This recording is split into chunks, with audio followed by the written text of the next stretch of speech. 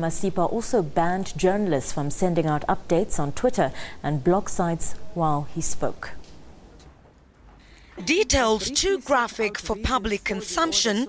I would not be comfortable in the live or contemporaneous streaming of my evidence due to the very nature thereof. Both the state and defence agreed a live broadcast of the testimony would infringe on Riva Steenkamp and her family's dignity. I submit with respect that the evidence of Professor Simon must make it apparent that there is good reason why he makes the objection that he does. I've had opportunity to discuss this with Mr. Roux before early this morning. They support this application by the state. There's no need to give an order. In the end, the court obliged. Do I understand that as of now I can give the order that there shall be no broadcast of the evidence of Mrs. Simon? That's correct, Malene. I can do that. That is correct. No live broadcast of either audio or television. Yes. That applies to Twitter. I hope I'm making that very clear. The pathologist testified how Steenkamp died of multiple gunshot wounds, a wound to the right side of her head, which fractured her skull, a shot to the upper right arm, and another on the right hip, both shattering her bones. Steenkamp also had an injury between her fingers and bruises to her back, buttocks and breast. Simon suggested some of the injuries were caused by wood splinters from the bathroom door through which the shots were fired. This ammunition is designed by Winchester to cause maximum damage or catastrophic tissue damage on impact. So what actually happens is this bullet, when it hits tissue, it flattens and then it mushrooms and then it breaks apart. But remember also that as it mushrooms, the edges are very sharp.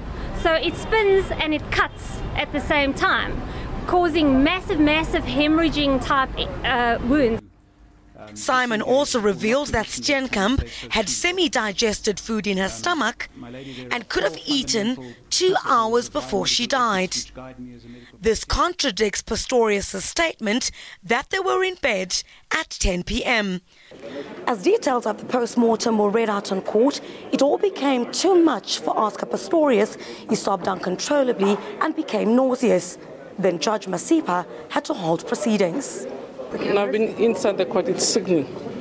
I'm not sure, maybe you want to subject the whole nation to it. Just that part that I went through, it's just sickening to see or even have to leave the last hours of River. So I'm sure it will be quite kind to spare the public of what we went through. It's just quite depressing. I don't have any regrets. The Meyers, the family Riva stayed with in Johannesburg, also battled emotions.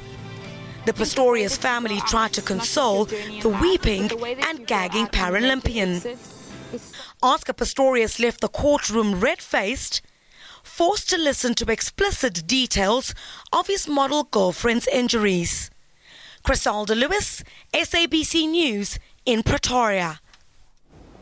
Well, despite tweets being banned during that live testimony this afternoon, it is a story that continues to have traction in the Twitter sphere. Number 2 trending story today.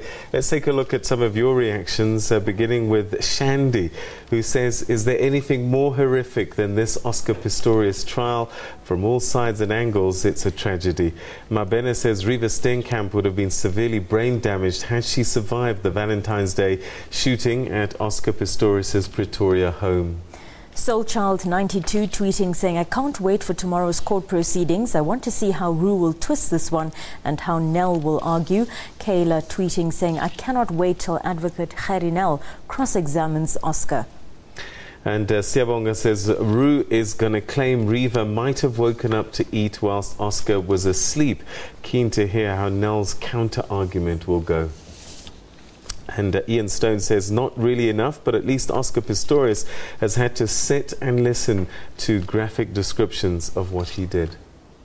Thank you for your responses at SABC News Online.